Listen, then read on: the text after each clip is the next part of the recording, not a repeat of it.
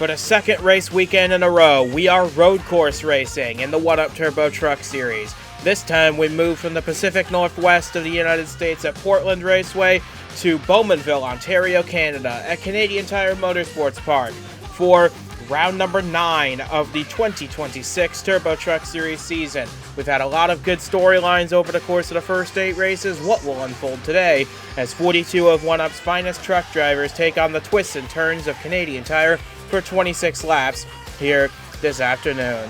And alongside me in the booth to bring you all the action for today's race is James Ellison with us once again. Great to have you with us, and boy, it is always a treat to see the trucks at Canadian Tire, and I expect this year to be no different than the ones we've seen in years past. Oh, absolutely. It's looking like it's going to be a real good race. Last time out, we had a decent run of things at Portland. Like it can't happen at any road race, especially where pit stops are involved. Like we're going to also see again today. Strategy can play a factor, and it certainly played a factor in who ended up winning the race. Then I'm curious to see how it'll be this time around with 2 stops. It's going to be fun to watch because with these varying degrees of strategies, anything's on the table to make this race a standout in the Turbo Truck Series season we've had thus far. But with that being said, we can now bring you the starting lineup for today's 26 laps of action, and for the second race in a row, it is the exact same front row as we had at Portland, with Blaine Saylor on pole position once more, and once again his teammate Santi Messi alongside him on the front row. But of course you have to remember, back at Portland, neither of those two went on to win the race, so I'm sure Team Duke looking for a bit of redemption here today to try and get back to victory lane where they think they should have been back at Portland.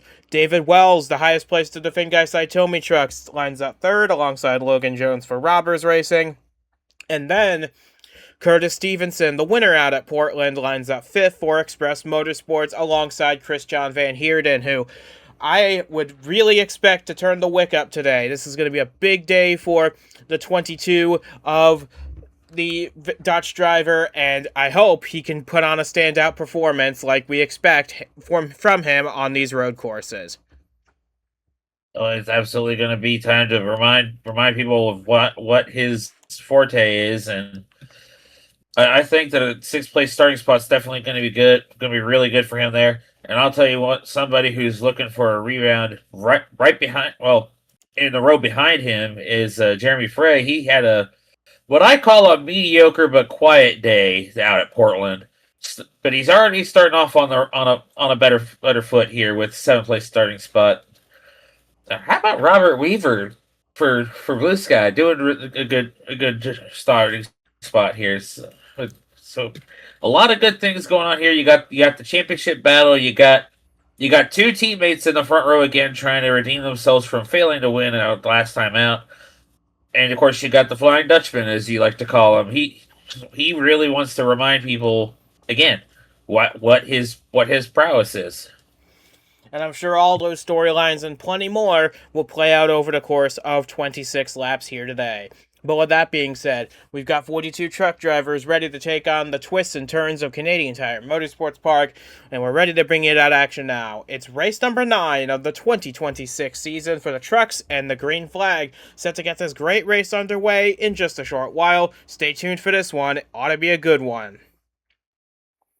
Field rolling through the last section of corners, the S's here at Canadian Tire. It is Santi Messi on the outside of pole sitter Blaine Saylor. Pace car on the pit road. Field making its way through the final corner. The green flag's already in the air when we are underway at Canadian Tire, and this time Saylor gets the jump on his teammate instead of the other way around, and he will lead the charge through the opening corner. Messi and Wells now side by side up the crest and down towards the next set of corners. A fast sweeping left, followed by a fast sweeping right. A lot of action in the opening laps, as to be expected at a place like this.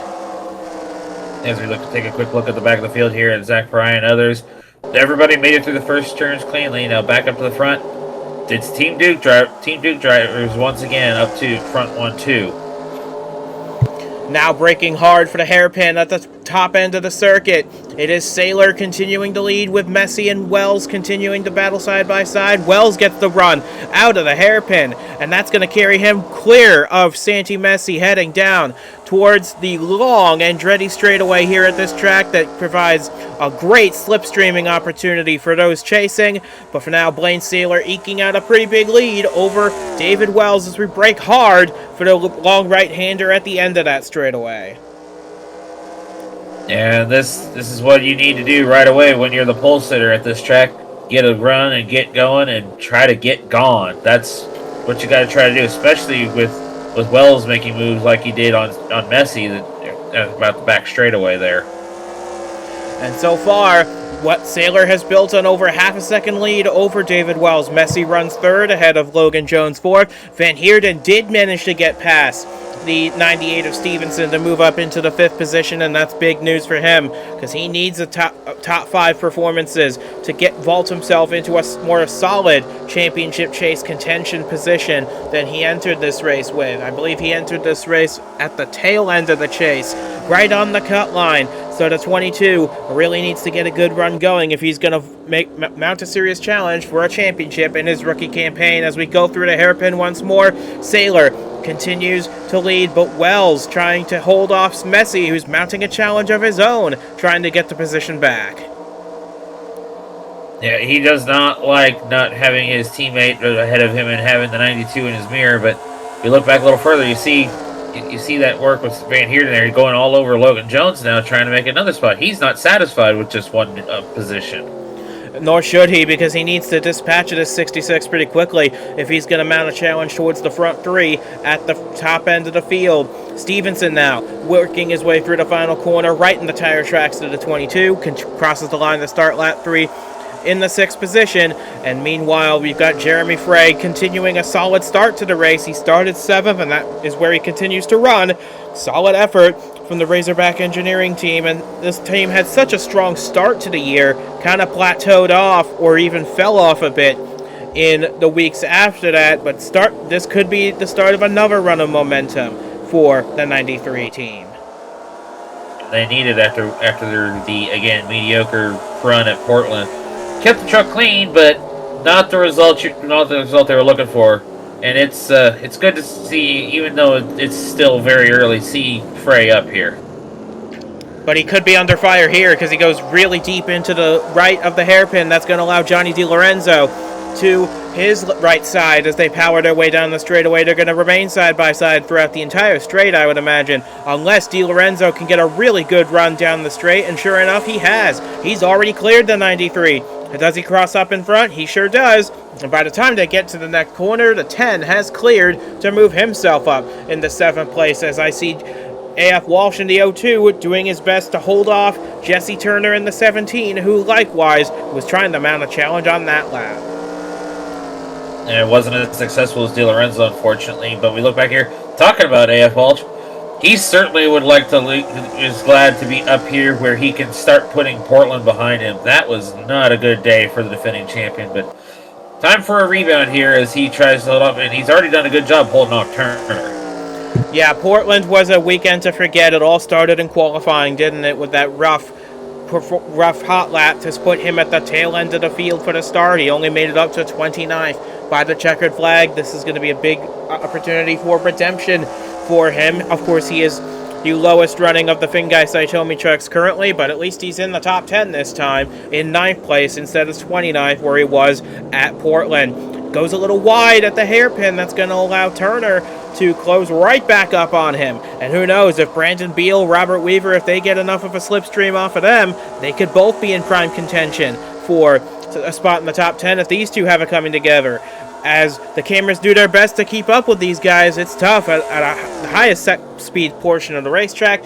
But for now, Walsh continues to hold the position ahead of Turner.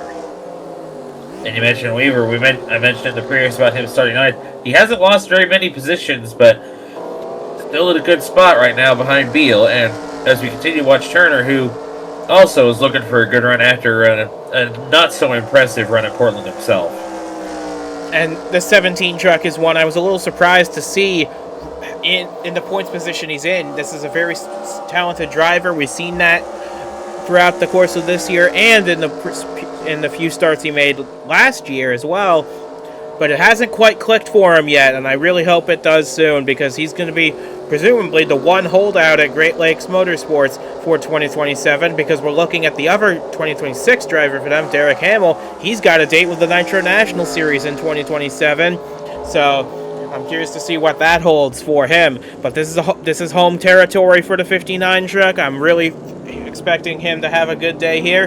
Looking for back Alex Sanfatal running in 14th place ahead of Ricky LaFleur, making his first appearance since winning at the Springfield Mile a while back. So good to see Ricky LaFleur back behind the wheel. I believe this might be a home game for him too. So good to see Ricky LaFleur having a decent day in the top 15, just ahead of Elias Bershey, who had a really strong day at Portland.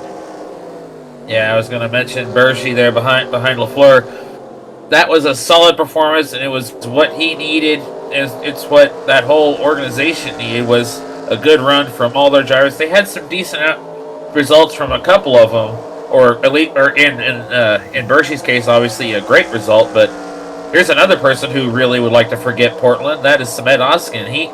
He was having an okay run, and then a tire issue put him a lap or two down, and he just never was able to recover. The only saving grace for him was an engine expiration from somebody out there else on the field that day. And he's making up for it here. He's running in the top 20, which is not that often the case for the Labyrinth Motorsports team that he drives for. Good to see. He's always been pretty good at turning right in these machines. Behind him, Darren Mills, Eric Monaco, Lee Muse, and then this 40 truck of Nazari Romashko. He hasn't made all the races this season, but he's made the most out of each one that he has. And once we get the camera focused back on him, I believe I saw him trying to make a pass on Lee Muse, and sure enough, I think he's going to do so.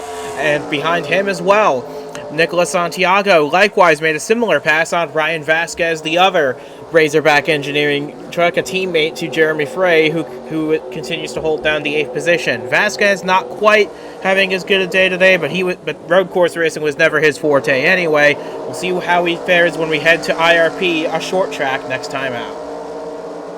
Yeah, that's going to be a big deal for a lot of these drivers, because several drivers, including a couple of my own, I will say, are looking forward to getting off the road courses despite whether or not they've had a good run, because ovals are what a lot of these drivers enjoy, regardless of the results they have in them, because, turning left can be so much easier, but at the same time, it can also be just as challenging. And meanwhile, a new look for Archer Shriak this week in the 61. He holds down the position ahead of Vince Fries, who has had a bit of a tepid run of performance as of late. Hoping to see a rebound from him. KJ Hayes, likewise. This is a big opportunity for him this season with New England Cruisers Racing. He's doing the best he can with it. I believe he's still top 15 in points. But runs like this certainly won't help. He's lost out there to Tanner Browning, and he might lose out again to Denis Kudryashov as well. Behind the Russian, you have Alan Muccioli making his second appearance for the Craigo Autosport team, and this is, he's another guy who's road course racing. He's not the biggest fan of it, but he's doing the best he can, still trying to acclimatize to a new team, a new manufacturer, new pretty much everything. And with all that considered, he's doing a really solid job of things in that Circle K machine. William Ayers behind him, Austin Scott behind him. Zach Fry's moved up a couple places. Remember, he started dead last in this race. And ahead of Yojan Stoyan, who we expect this to be his final season behind the wheel at 51. The rumor is he'll be moving to a new team starting up in 2027. We'll get you more info on that as it becomes available. But bit uncharacteristic day for the Romanian, considering his prowess in road course racing, but maybe they just missed the setup today with that team, and hopefully he'll be able to rebound when we head to Watkins Glen for the regular season finale. That's absolutely correct. And back on Ayers for a moment, we have it has become announced, and I'm sure some people have already seen, that he will be moving on from Stormbreak, but he will be staying within the Stormbreak Alliance, moving over to Fitzwater, Australia, trying his hand at a different program and seeing if that helps him out. So wish him the best of luck there, but at the same time, we're going to do what we can to get him a rebound for the rest of this season as we continue to watch others try to make moves, like Audrey Anzac, who would also like to forget Portland. And keeping a watching brief on that battle ahead of him is R.J. Bishop in this 52, heavily rumored to be moving from team to team as well, what with Breeding Enterprises being on the death rattle as in recent weeks. And he would very much like to give them something to look forward to when they take him on. Nola Blanc, Samantha Jade running tail end of the field, 39th and 40th, with Clayton Sessom and Brandon Mayhew rounding out the field. There is your through the field. Took a little longer than we usually do here, but at least now you can see where your favorite driver is running as we approach the 1/3 mark of this race. And we haven't had any major incidents yet. All 42 trucks still running, and they're all on the lead lap for good measure. So, with that being said, I've noticed, however, David Wells has had a bit of an off moment, and Blaine Saylor's under fire too, because look at this. This 66 truck has been flying in the last several laps. He's picked up several positions from the last time we checked in on the field, and he's going one better. He's trying to take the lead from Blaine Saylor. What in the world is unfolded here? As looks like the 66 is pulling off, and right when he was about to take the lead, he pulls it down pit road. Well, that just goes to show he was just letting Saylor know, hey, I'm here. I could take your spot away just as easy, but I'm going to go ahead and pit now because it's time for the first round of stops as we look through, see who of your favorite drivers is pitting.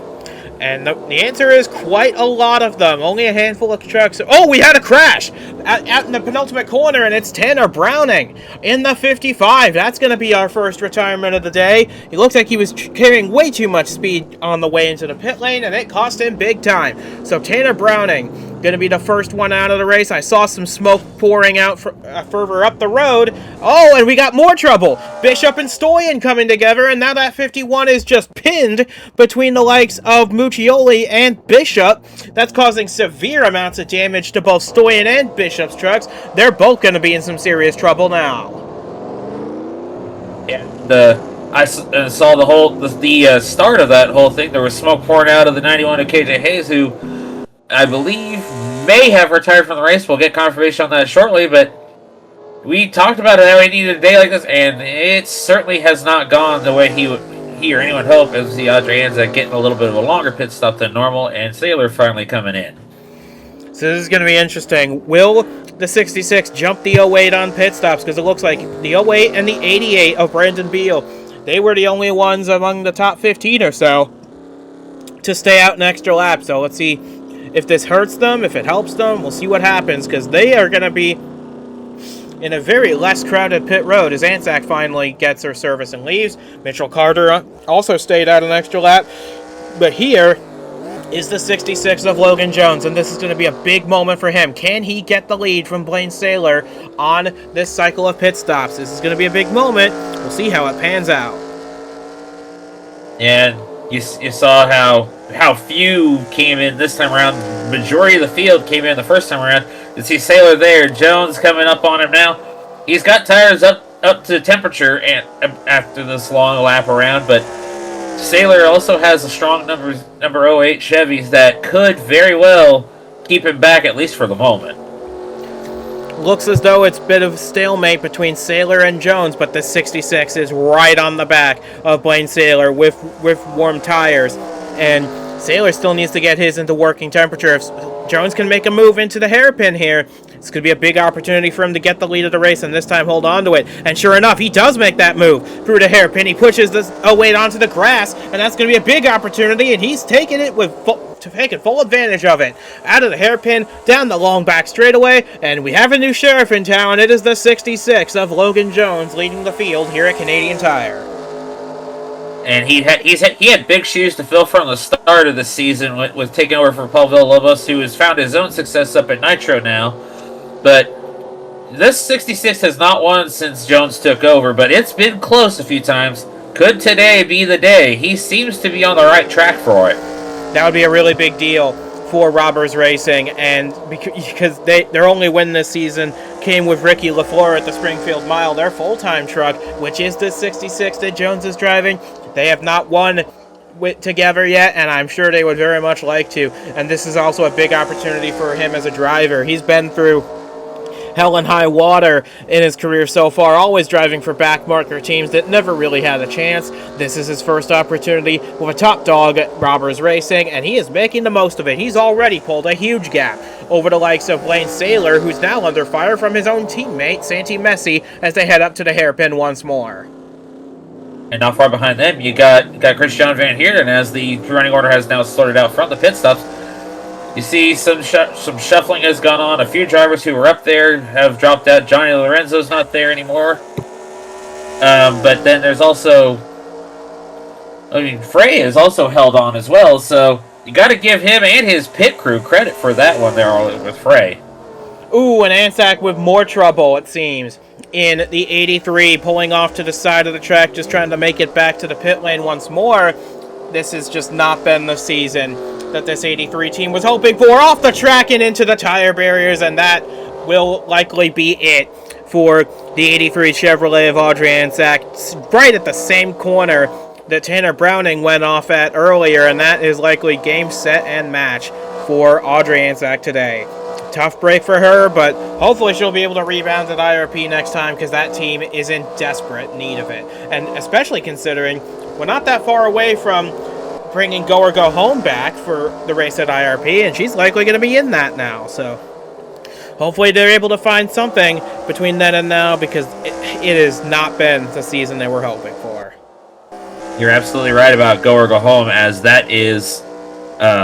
there's at least going to be one extra truck running an attempt at IRP that is part-time, but even just one extra truck in qualifying at a track where there's more entries available to run is certainly going to be a tough challenge. As we look at Santa Jade, who is taking advantage of the attrition of competition to not be last like she ended up finishing at Portland, because the engine decided to let go during the one pit cycle we had there.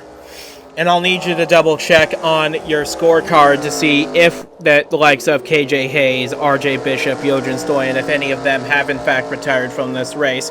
But if they have, that's an unfortunate break for all of them, especially KJ Hayes. He was doing a good job in the top 15, if in fact he has retired from the race. But up at the front, we've crossed halfway in this race, and now the likes of Blaine Saylor is starting to close in on Logan Jones once again. The gap was a little bit bigger. It's now just over half a second. And behind them, Christian Van Heerden has made the pass on Santi Messi to move himself up into third. So the 22, if he can get some clear air and some fast laps in, he could be right on the tail of these two. And you mentioned how he wants to remind everybody what he's here for, that these tracks are what he likes to race at. He's had a good result at ones that we've done so far, as we look at the sweeping turn here and see the top three have spread out a little.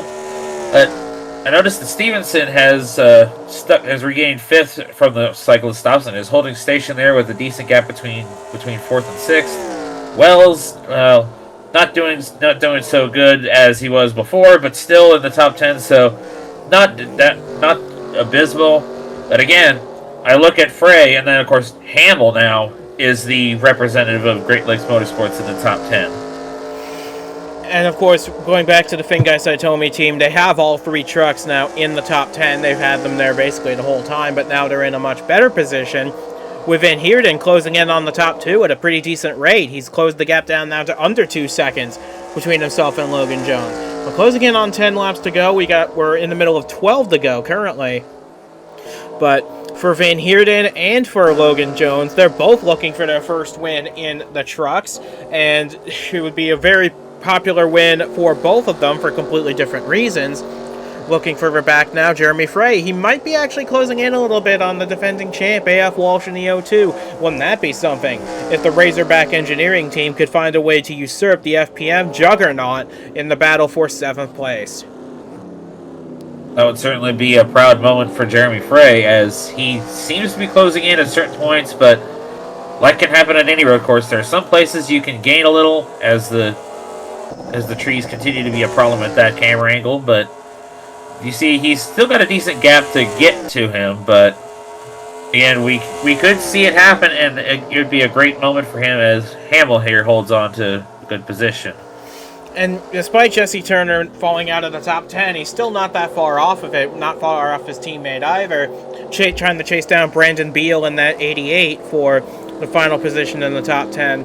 And you got to keep in mind as well, both him and Curtis Stevenson, both from Express Motorsports, they are in the frames, in the realm of possibility to take over some Venta Motorsport rides in the Nitro National Series. Wouldn't that be fun to see those two in powerful Nitro National cars battling for wins week in and week out? Would love to see that. Hopefully they can get that deal done soon. But making our way further back, Ricky LaFleur in the 12th position now for Robbers Racing while his teammate leads the race.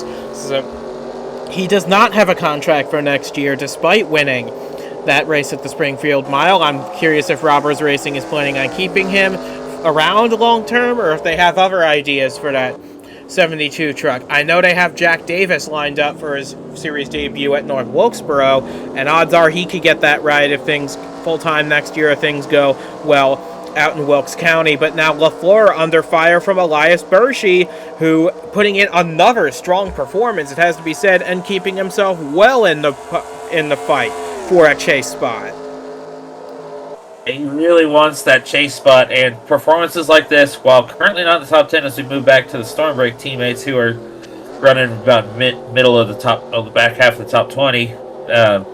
Hershey definitely is enjoying his little bit of a run here, and hopefully he can continue it at IRP, especially if he ends up with a good result for today.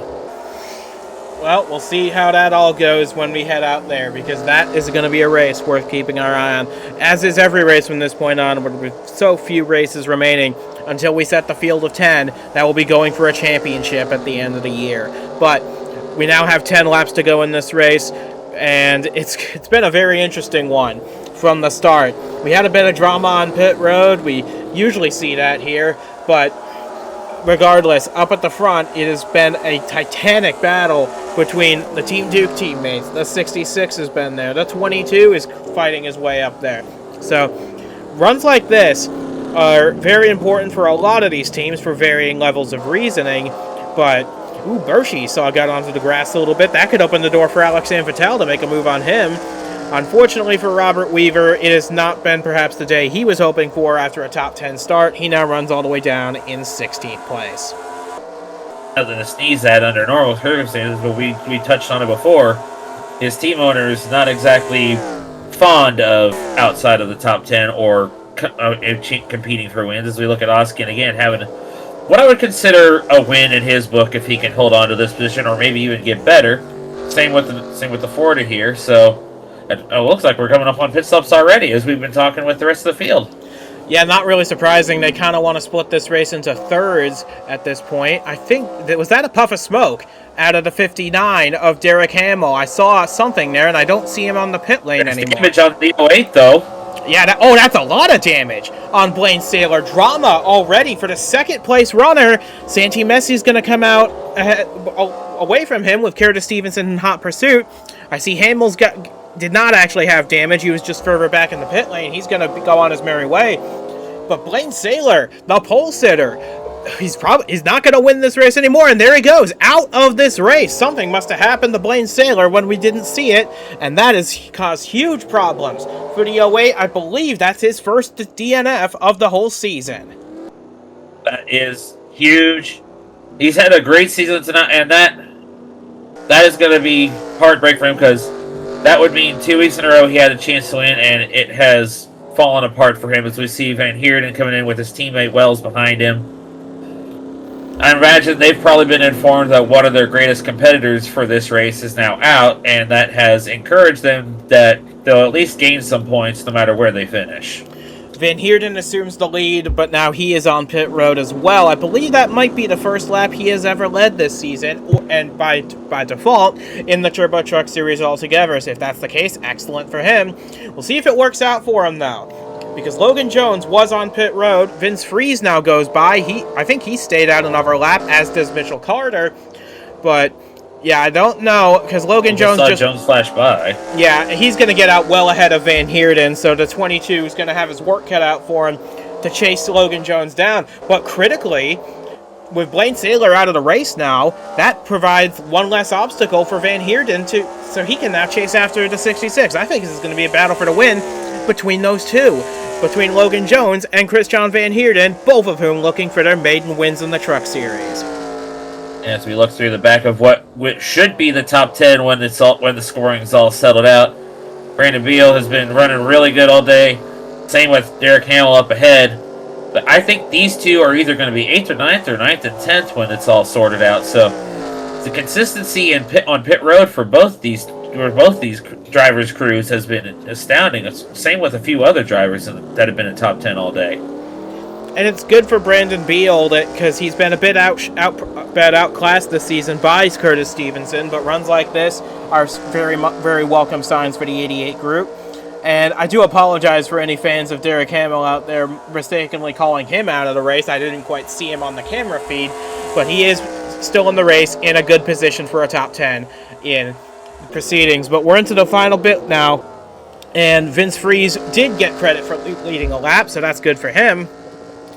But he won't be leading for much longer, and sure enough, he's not. Logan Jones back into the lead of the race, and this is going to be interesting because I want to see, once this all cycles out, where Christian Van Heerden is in relation to him. He's a long way back, it looks like, from this camera shot. So the 66 could be in a really nice spot if things go right.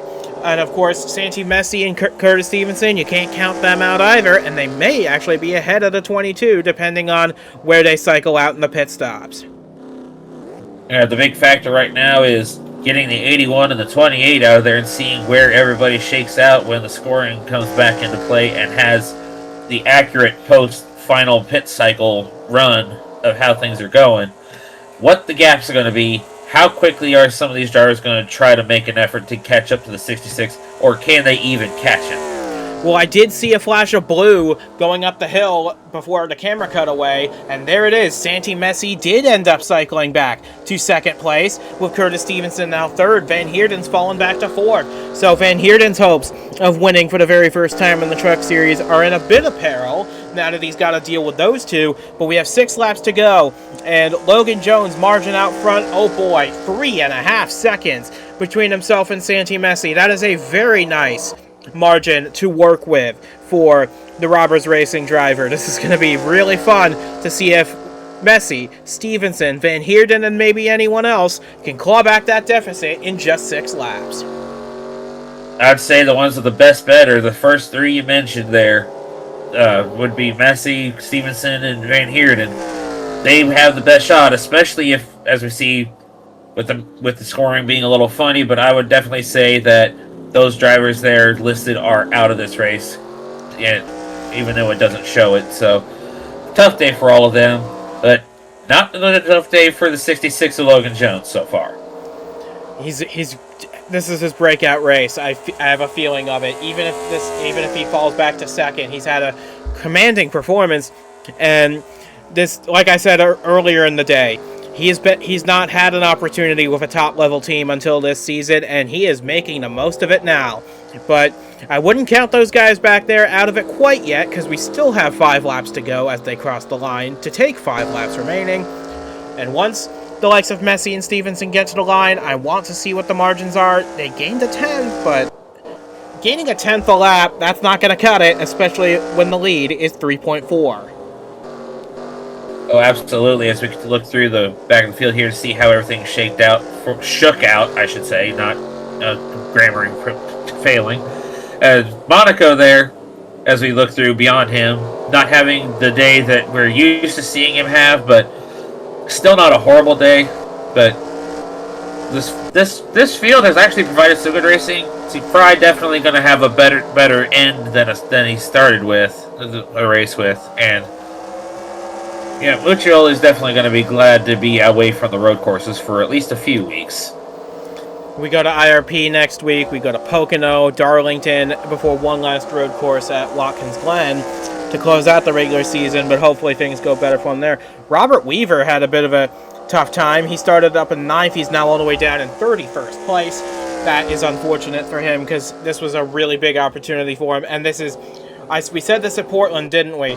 Cale Tescott Jr. is not too happy with how that team is doing, and they had the speed, they just had an unfortunate time on pit road that really put paid to their afternoon at Canadian Tire. We have 4 laps to go. Logan Jones still has a pretty sizable gap out front, and chasing him down bit by bit is the one remaining Team Duke truck in this race, the 3 of Santi Messi, who we'll check back on the relative in just a short moment. We'll see how that gap has gained or lost, depending on if the 3 has gotten a move on or not. But this 66 has not put a foot wrong all day, and sure enough, yes, the 3 gained another couple tenths on that lap, but he's going to need to gain a lot more than that. He's going to need to gain seconds, at least a second a lap, if he's going to have a chance, and I don't see that happening at the rate they're going now. I don't see it either, but I will say a quick point of what was going on here. I think the scoring was just catching up from checking on the back of the field. Samantha Jade's certainly going to have a bit of a better finish to her day. I will say just a quick note there as we continue to watch Jones just try to stay as far ahead of the 3 as he can, but there's a lot of drivers who are going to have much better days here than they did at Portland, and I'd say even if his day wasn't horrible at Portland, Jones is definitely on track for the best day of his life so far. Definitely looks that way with 3 laps to go now. The gap at the line between these two, it doesn't look like it changed all that much. Oh no, I stand corrected. He picked up half a second on the previous lap. Took a bit of time to correct the scoring, but it looks to be too little too late, because unless the 66 either has a big off or has a mechanical gremlin set in, I think this is going to be his race, and what a deserved race this would be for this 66 truck. It has to be said, a big day in the making for him. Yeah, and I know team owner Miles Mashburn would probably want to kill us for mentioning the idea of a mechanical failure, because we know he wants to see this driver win so bad, and this driver himself, you mentioned all the attrition he's been through in his career. This would certainly wash all that away, get that monkey off his back, and he is well on his way to doing so. Well, on that note of Mashburn wanting to see him win and not have a mechanical gremlin set in, at least it won't be a pit strategy decision that ruins the day for Robbers Racing. That, I feel, would be an even bigger blow than a mechanical issue.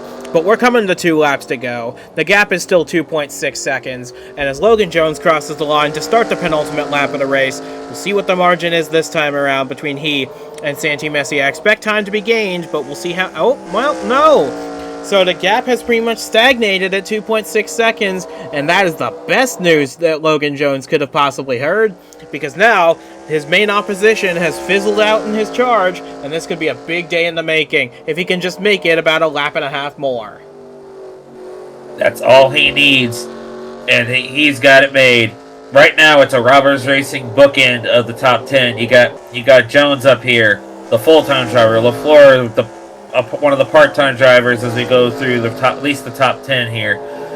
LaFleur with that Springfield surprise, I think he's going to be happy with the top 10 after to follow up that win at Springfield as we continue looking at Walsh. Frey back in the position that he started in, but I definitely think you would agree with me that he's not going to complain about that. And I do notice as well that David Wells did manage to get past Christian Van Heerden while we were talking. So that knocks the 22 back down to 5th place, and despite that being a very strong performance, it may even be his first top 5 of the season if he didn't get one at Portland. But even despite that, I still think that's going to be a disappointment for Van Heerden, because we know how strong he is at these types of tracks. As Logan Jones takes the white flag to start the final lap of the race, and he still has a 2.2 second advantage over the rest of the field. Yeah, Messi regained that 100th he lost, but a few tenths along the way. But at the same time, like you already said, it's too little, too late. Pending something that would be considered a miracle on Messi's end. It's been a big day at Canadian Tire Motorsports Park. Some heartbreaks along the way, some big moves along the way. But Logan Jones has driven a faultless race. He bided his time behind the 08 of Blaine Saylor. And once the 08 had his own issues earlier on in the race, which we'll get a look at later, I'm sure, I don't think this race, after that point, was in any doubt, at least not in my eyes. Down the back straightaway for the final time, through the trees, and Logan Jones, this has been a long time coming. He's built a journeyman's career always with the backmarker teams that never had a chance to do anything worthwhile. But this, in his first season with Robbers Racing, is about to come good. Through the penultimate corner, braking hard for the final one. Finally, it is Logan Jones' time in the spotlight, and he wins it at Canadian Tire Motorsports Park for his first win in the Turbo Truck Series, and what a win it was. Excellent driving, 1.8 seconds clear of the second place man. And I do believe he ended up leading the most laps out of all that, because he got the lead from Saylor on track after the first cycle of pit stops, and then when the 08 had the issue on the final cycle, as we look through the rest of the top 10 here, that was all it took. And I'd say, well done, Logan Jones. First career win for him, and the first for the Robbers Racing 66 since Paul Villalobos went up to Nitro at the beginning of this year. And boy, there's just so much great stories to talk about. We've got Jeremy Frey in the top 10 for the first time in a while. Brandon Beal back in the top 10. Derek Hamill gets one at home. And Ricky LaFleur likewise. So this was the first big incident, and it was Tanner Browning, and he was trying to cook it into the pit entry. Didn't want to lose too much time, but he overcooked it. Too hard, in fact. Into the tire pack at the penultimate corner and sent the 55 into a plume of smoke that signaled the end of his day. And there's where Audrey Ansack got a lot of her damage from. Into those barrels on the end of the pit lane. We've seen that happen in years past here, too. This was Audrey Ansack's first incident of the day. Trying to make her way into the pits. She saw the damaged truck of Browning to her right, trying to make her way around. Didn't quite have the space to make it.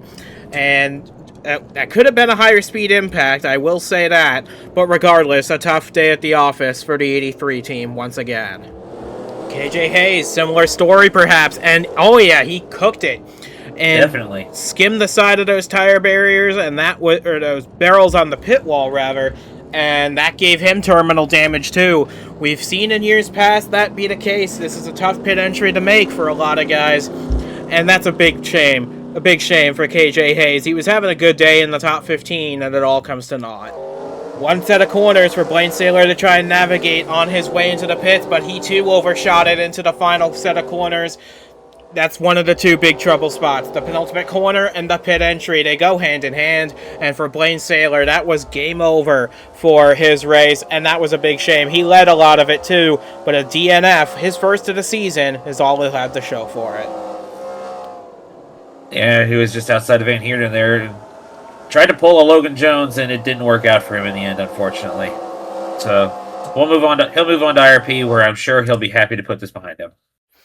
But that ought to do it for us from Canadian Tire Motorsports Park. A big day of racing, a first-time winner. Can't get much better than that for everybody involved in the race today.